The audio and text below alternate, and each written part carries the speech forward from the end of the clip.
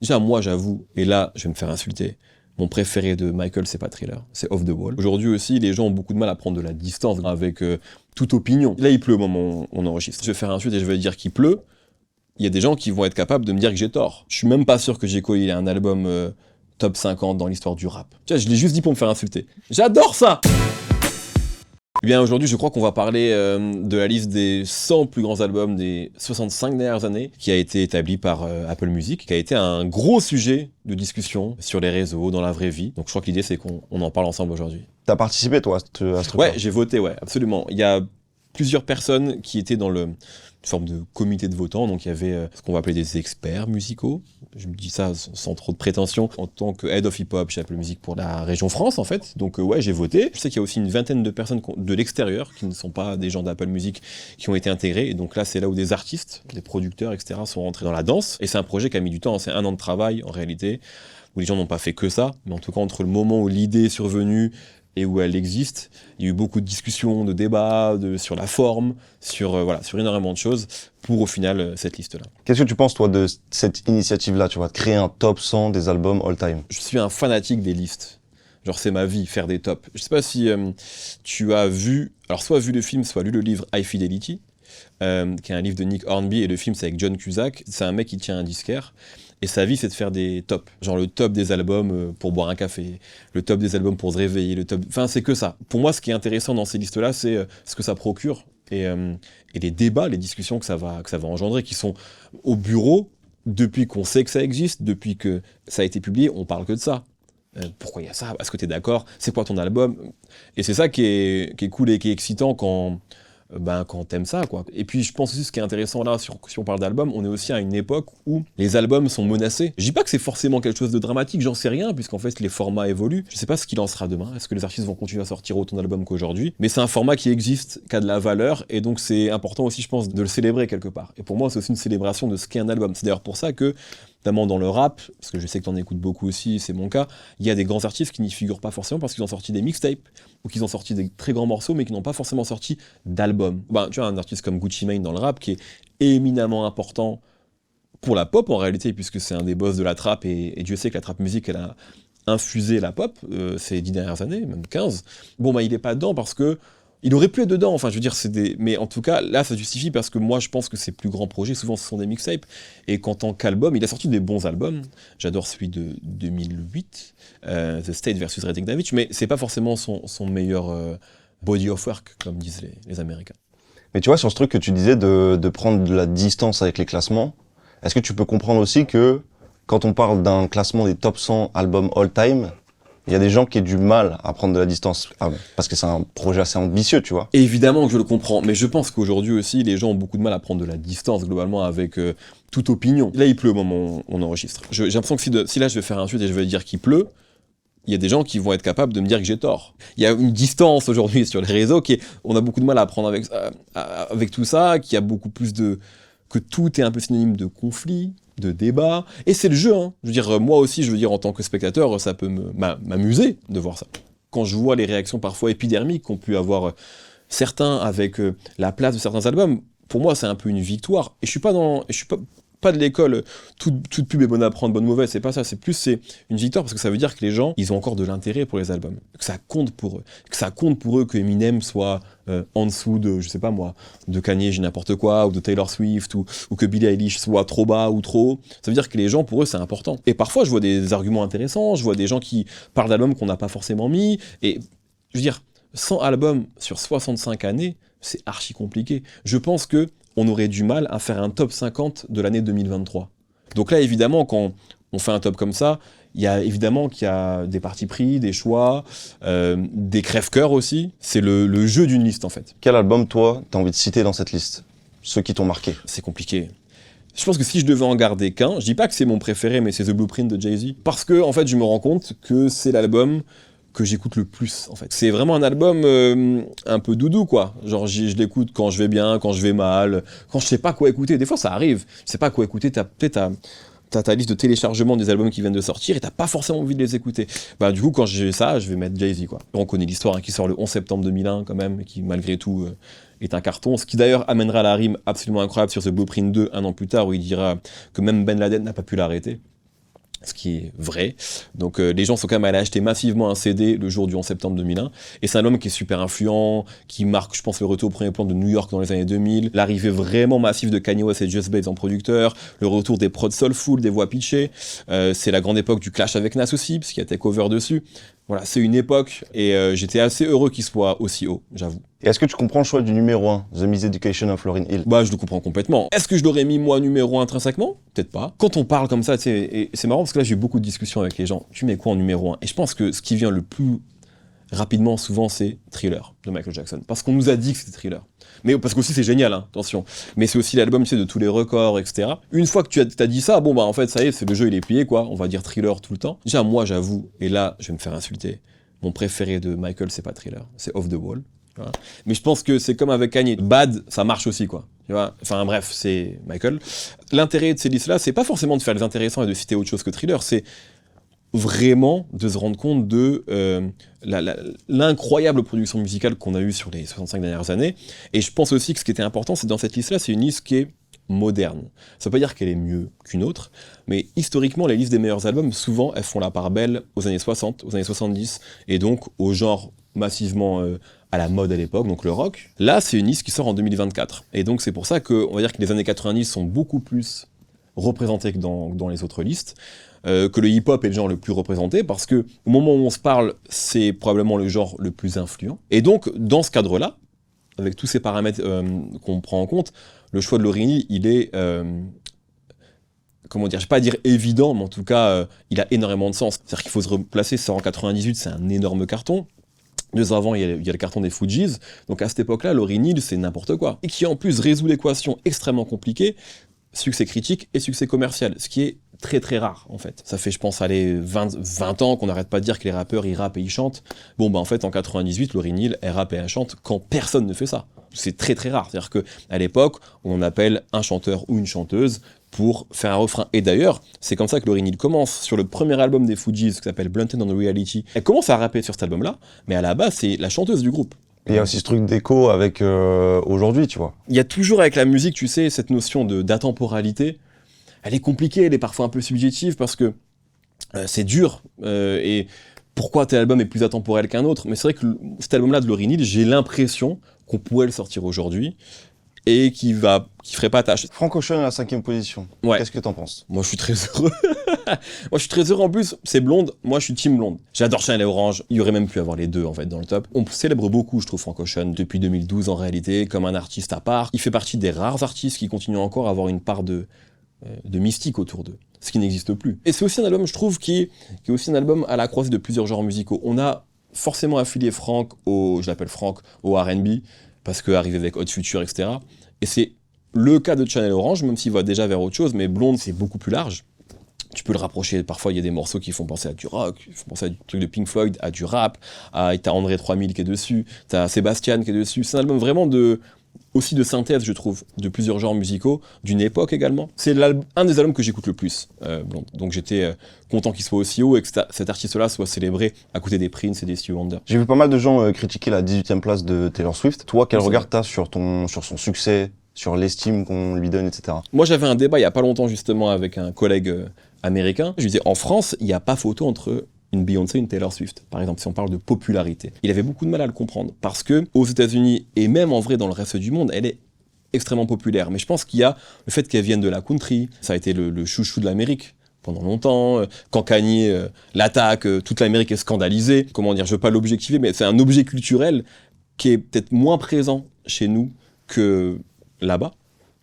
Moi, à titre personnel, c'est une artiste que j'écoute pas, pour être très transparent. Le seul morceau que j'ai écouté à l'époque, c'est Shake It Off, qui est vraiment pas un morceau de Taylor Swift, qui fait un peu, ovni dans sa discographie. Je l'ai écouté là, en le voyant aussi au classé, et je comprends l'intérêt qu'elle suscite, je comprends ce qu'elle représente. C'est ça qui est compliqué aussi. Tu sais, quand on parle de musique, c'est la longévité, souvent les arcs, c'est 5 ans, quoi. Même souvent les Beatles, c'est quoi? C'est 8 ans en réalité de règne sur le monde. Et donc Taylor Swift, ça fait vraiment très longtemps qu'elle est tout en haut. En 2023, il y a eu une mise à jour du classement des 500 meilleurs albums de tous les temps du média Rolling Stone. Ouais. Dans le top 100, on retrouve 8 albums sortis après 2010, et sur le classement d'Apple Music, on en retrouve 20. Comment on fait pour intégrer de jeunes artistes dans un classement. Comment on le justifie aussi, tu vois? C'est important d'avoir l'œil dans le rétroviseur, mais il faut pas uniquement faire ça. Parce que si on est uniquement là pour célébrer le passé, en fait, on va continuer à dire la même chose. Je pense que c'est important,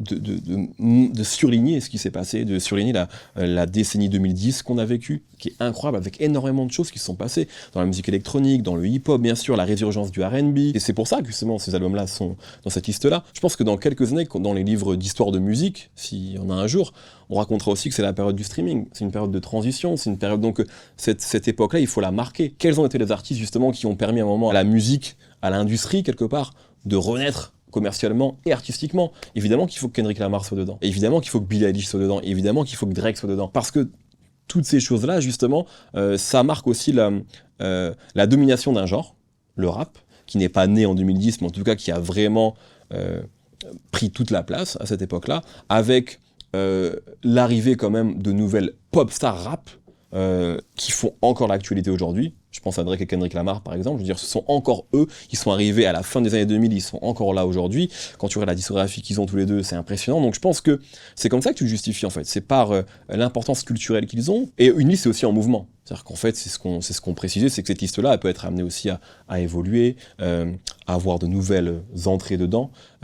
Je pense qu'il n'y a rien qui est figé dans le marbre. Quand on dit Lauryn Hill c'est le plus grand album de tous les temps, oui, mais je veux dire oui et non en fait, on peut en débattre. Est-ce qu'il y en a certains où, tu sais, il y a une sorte de forme de pari, tu vois, de se dire, ok, celui-là, dans 10 ans, on pense qu'il sera aussi important qu'un album qui est peut-être sorti en 80 ou en 90? Je sais pas, parce que franchement, pour moi, genre Good Kid, Mad City, le mettre aussi haut, c'est vraiment pas un pari, quoi. Ou alors je suis fou, mais je crois pas. Bien sûr, mais après, on peut parler d'autres, tu vois, comme Bad Bunny ou Travis Scott. Peut-être, Bad Bunny peut-être, parce qu'il est récent, effectivement. Mais en même temps, comment on marque le fait que les artistes latinos soient aussi importants aujourd'hui?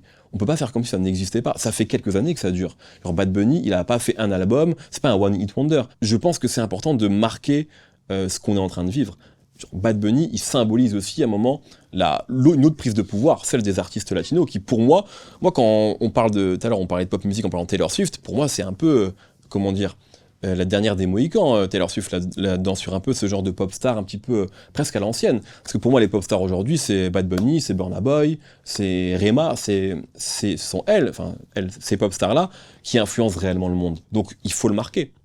Est-ce que effectivement, peut-être que dans 10 ans, on se dira « Ah, c'est le là de Bad Bunny, peut-être qu'il a pas très bien vieilli ». Ça, c'est dur à dire. Peut-être qu'en ce sens-là, c'est un pari, t'as raison. Astroworld, c'est 2018, on sait que c'est une pièce importante. À minima, dans le monde du hip-hop. Je te parlais du média Rolling Stone, est-ce que chaque classement aussi a pas une esthétique? Oui, je pense que tu as raison. Je pense qu'il y a une esthétique qui parfois peut être liée soit à l'ADN du média en question, ou de la personne qui fait le classement. C'est même inévitable. En l'occurrence, Apple Music, je sais pas s'il y a cette volonté-là, il y a la volonté d'être une liste moderne. Et quand tu parles de modernité, c'est dur de ne pas célébrer le rap. Après, il y a 22 albums de rap. Moi, ça me semble pas être excessif. Hein. Apple Music, c'est né en 2015. C'est vraiment le point de départ, on va dire, de la domination pop du rap. Donc ça, t'es obligé de le marquer. Donc oui, bien sûr qu'il y a une esthétique. Je vais te proposer un petit jeu. Allez. Je vais te donner la tablette, dessus t'as plusieurs pochettes d'albums. Okay. Je te laisse défiler et me dire si oui ou non il mériterait dans le top 100. Ok. T'as le droit de te justifier avec une petite phrase. Ok. Mais faut que ça aille vite. Carter True, non, je dirais non. Et je sais qu'on va parce que pour moi, le meilleur, c'est Carter True. Carter Tree aurait pu y être. Black Eyed Peas The End, c'est une bonne question ça. C'est vraiment un... Plus hier, je vais parler trop. Non, faut que je aille vite. On a dit rapide. Bon, non alors. Ça a vraiment marché, mais je pense que l'influence de Black Eyed Peas à cette époque-là, c'est l'EDM atroce des années 2010 et personne ne doit célébrer ça. Donc non. The Weeknd, oui. C'est peut-être un peu tôt. Si on respecte la règle de Rafael da Cruz, un album est un classique après 5 ans. Donc il faut attendre 5 ans avant de dire s'il peut être dedans. Céline Dion 2, alors franchement, je vais être très honnête, je connais les singles, mais j'ai pas écouté ça depuis mon enfance, parce que je connais tellement la cover, je l'ai vu à la maison, ma mère avait cet album-là, mais je l'ai pas réécouté. Donc il faudrait que je le réécoute aujourd'hui. Voilà, donc je passe là-dessus. J'adore cet album de J. Cole, c'est mon préféré de J. Cole, mais je pense pas que J. Cole est un... non, je suis même pas sûr que J. Cole il ait un album top 50 dans l'histoire du rap. Et là, je l'ai juste dit pour me faire insulter. J'adore ça. Britney, ouais. Je pense qu'elle aurait pu. Je pense que c'est aussi une des pop stars les plus importantes des années 2000. Je pense que, contrairement à d'autres, sa musique a peut-être pas été assez célébrée. Waouh. Ah ouais. Mac Miller. Je pense pas quand même. J'adore Mac Miller, vraiment. C'est un artiste que j'ai énormément écouté, que je continue d'écouter. Je sais pas si ça se place quand même là-dedans. Maintenant, et c'est normal, on lui rend énormément d'hommage, on réévalue beaucoup sa musique, et tant mieux. Mais je sais pas si c'est un top 100. Je pense pas. Je pense pas que je l'aurais mis. Playboi Carti, je vais prendre l'excuse Rafael Dacruz trop tôt. Voilà, comme ça je passe. Parce que tu vois, quand je te parlais de Paris, là, pour le coup, il y a un pari d'influence assez fort. Il y a une vraie influence, en fait, on la voit même déjà. Mais qu'est-ce que ça va donner derrière? Qu'est-ce que ça va produire? Effectivement, c'est un peu tôt. Lana Del Rey, Born to Die, ouais, ça aurait pu. Je pense vraiment que ça aurait pu. Ça fait partie de ces grands albums, très importants en plus, donc, qui ont eu un vrai impact, vrai héritage, et qui auraient complètement pu être dans la liste, c'est clair. Oxymoron de Schoolboy Q, non. J'adore Schoolboy Q, mais déjà, je pense que c'est pas son meilleur album. Je pense que Blank Face, ou le dernier, est son meilleur album. Je pense que ce serait un peu forcé de le mettre. Lost and Found de Georgia Smith, non, je pense pas. Je pense que moi j'aime beaucoup Georgia, elle a une voix extraordinaire, elle fait de la bête de musique, qu'on l'aime tous, mais je pense qu'elle a pas encore fait l'album qu'elle mérite de faire. Hamza H24, non, je pense pas, c'est pas le meilleur d'Hamza. Celui-là, j'ai mis pour déconner, on va pas se mentir. Ouais, Random Access Memories, oui, évidemment, Daft Punk. Ça aurait été le choix le plus évident, je pense, parce que c'est l'album des Daft Punk le plus célébré. C'est l'album patrimonial de Daft Punk, tu vois, genre, allez, on appelle les plus grandes légendes et on fait la musique avec des vrais instruments et tout. Discovery, je pense, est le plus influent. Celui-ci, c'est un album extraordinaire, parfait, mais c'est un album de célébration, plutôt que d'innovation. Justified, c'est super bien, mais il y a quand même des morceaux un peu moins ouf. C'est mignon. Justified, c'est mignon. Future Sex Love Sound, c'est beau. Voilà, tu vois, c'est la différence. Ouais, Rosalia, ouais. Je pense que c'est un peu trop tôt, en fait, pour Rosalia, pour être dedans, mais franchement... Tu le fais dans 5 ans, il est dedans, quoi. Je pense, ouais. Trop fort, trop influent. Surtout cet album-là, en fait, parce que c'est vraiment... c'est son album pop à sa manière. Je pense pas, non. Parce que très influent, très important, mais c'était quand même inégal. Moi, je trouve. Moi, c'était ma frustration avec lui, c'est qu'il y avait des morceaux que je trouvais formidables, et d'autres choses que je comprenais pas forcément. Il y a peut-être aussi un choc générationnel, hein, où j'avais pas tous les codes, je pense. Il y avait un tweet légendaire de Kendrick Lamar qui disait qu'il fallait absolument écouter cet album-là, que c'était un game changer, que c'était classique, et que c'était à retrouver, mais ouais, donc tout le monde n'est pas de mon avis, mais moi je me suis pas pris comme d'autres personnes. Cross the Justice, ouais, franchement, ouais. Il y a plein d'albums que je n'ai pas vécu, dont j'ai pas vécu la sortie. Là, je l'ai vraiment vécu, quoi. J'étais en coloc avec un pote DJ qui était fan d'électro, qui est toujours un ami à moi d'ailleurs, Yanis, que tu connais, je crois. Et non, c'était trop bien, trop important. La deuxième ère de la French Touch, avec un son quand même qui était différent, plus énervé, plus violent. Évidemment, le clip de Stress, mais moi, c'est plus le clip de Dance qui m'avait marqué à l'époque. Les t-shirts fluo, on voulait tous s'habiller comme ça. Bref, ouais, moi je l'aurais mis clairement, et je pensais même qu'il aurait pu y être, en réalité. Je pense pas non plus. Je pense pas. À titre personnel, je trouve ça super bien, mais un peu plat.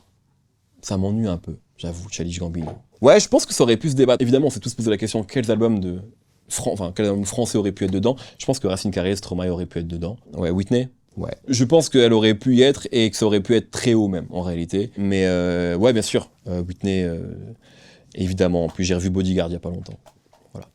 Pas ouf. Parce que tu vois, j'ai entendu dire des gens, effectivement, il y a peut-être des artistes de cette liste-là qui mériteraient d'être dans un top 100 single, mais pas forcément album, tu vois. Bah, je pense que c'est le cas, oui, effectivement. Je pense que, comme on parlait un peu des mixtapes, il y a des artistes qui ont sorti des morceaux super importants, mais où les albums tiennent un peu moins, par exemple. Moi, j'ai un peu ça parfois avec Burna Boy, où je trouve trop fort, trop fort, mais en termes d'album, je me suis pas encore pris la claque. Kendrick, je pense, par exemple, c'est exactement un artiste qui résonne comme ça, qui sacralise, à mon avis, le format album.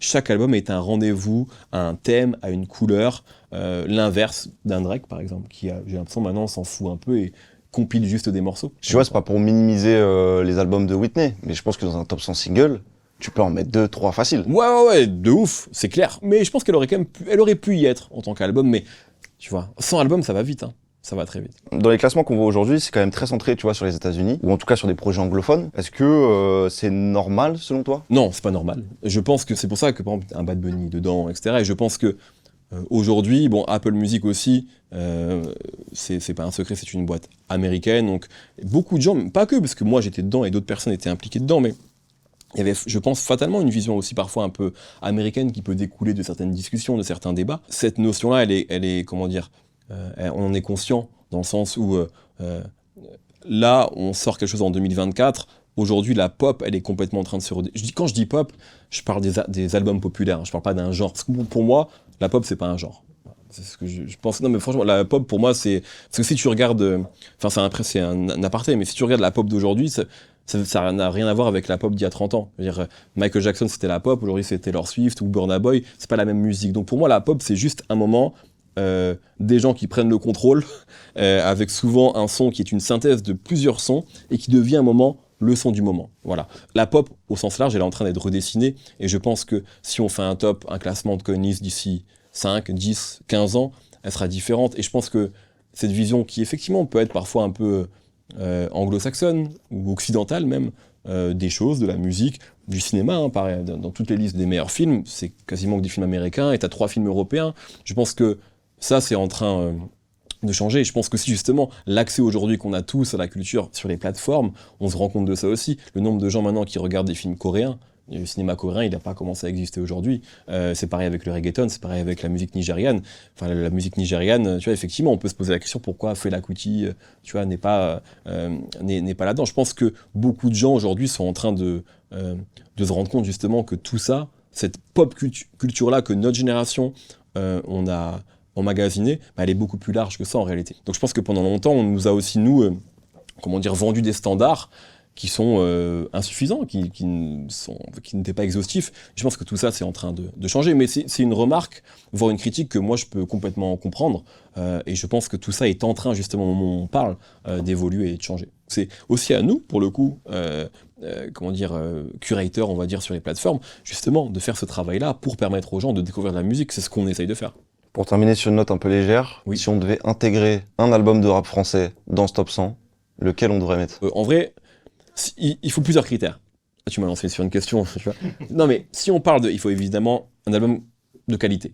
Ça, c'est subjectif, mais globalement, un album qui est consacré comme étant un grand album. Il faut, je pense, un album qui a marché, quand même, qui a fédéré des gens, un album qui s'est internationalisé. PNL fait partie, moi, des rares groupes artistes de rap français dont on parle aux États-Unis, par exemple. Je dirais Deux Frères, et parce qu'aussi, je pense que c'est un album parfait, je pense que c'est un album de conclusion parfaite d'une carrière. Je sais pas, peut-être, je dis pas que la carrière, j'ai aucune info, mais et je leur souhaite de faire ce qu'ils ont envie de faire, et s'ils veulent refaire un album, qu'ils le fassent.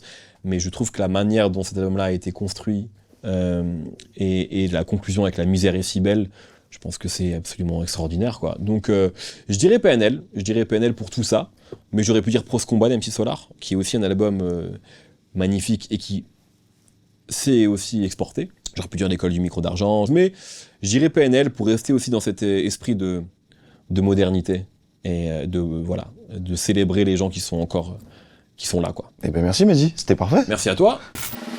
Mini